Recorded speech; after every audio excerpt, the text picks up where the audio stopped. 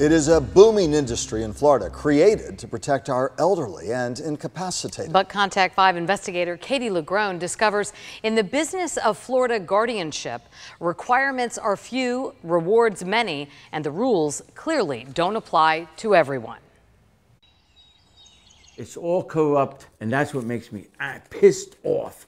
James Vasallo I keep on going here. won't stop fighting. They are not for the elderly people that they're supposed to be guarding. They are just about their pocketbooks. Especially when the battle I keep on going. is over his dad. I can't talk about that.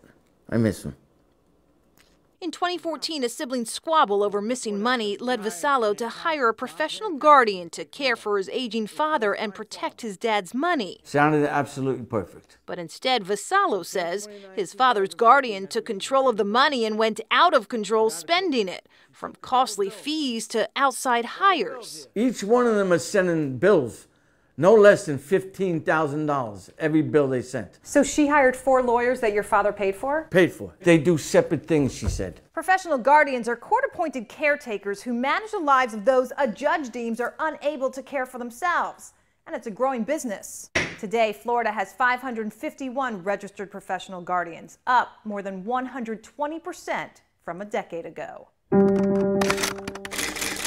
But for a state program that grants strangers so much control and power, we found so little oversight. They're multi-million-dollar businesses. Dr. Sam Sugar is co-founder of Americans Against Abusive Probate Guardianship. It's all about the money, baby.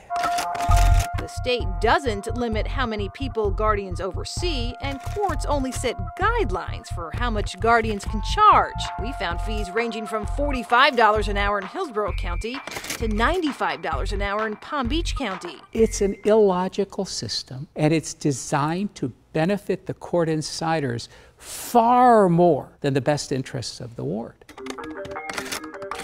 In 2 decades, Palm Beach County found at least $5 million in unsubstantiated expenditures and missing assets in guardianship cases. Pinellas County uncovered at least $22 million in questionable guardian spending. Still, it's a booming Florida industry. No degree required, just a 40-hour class, 1 test, a criminal background, and credit check. But even when those checks show red, we found some guardians still getting the green light. Listen to me. Like Kathy Johnson in Collier County, seen here in this online video taken by a frustrated client. This whole guardianship is fraudulent. According to the state, Johnson is a registered professional guardian despite 2 DUI convictions more than a decade ago, which she neglected to disclose, and a 1992 personal bankruptcy she and her husband filed, both not disqualifiers according to the state. Johnson told us by phone she wasn't interested in commenting, but would have her attorney reach out. If you have a multi-million-dollar estate, should you be comfortable with somebody managing it who's been bankrupt personally?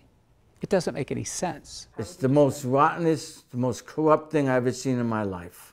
Albert Vasallo died in 2016, 2 years after professional guardian Elizabeth Savitt took over.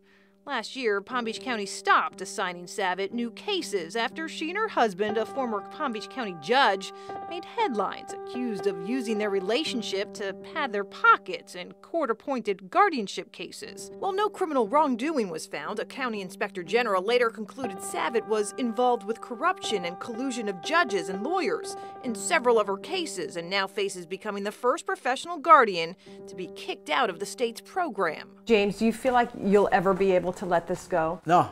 As for James Vasallo, he tried to fight his dad's guardian in court, but a judge ultimately ruled against him. James remains angry at the system. It's sort of like the Old West, you know? No.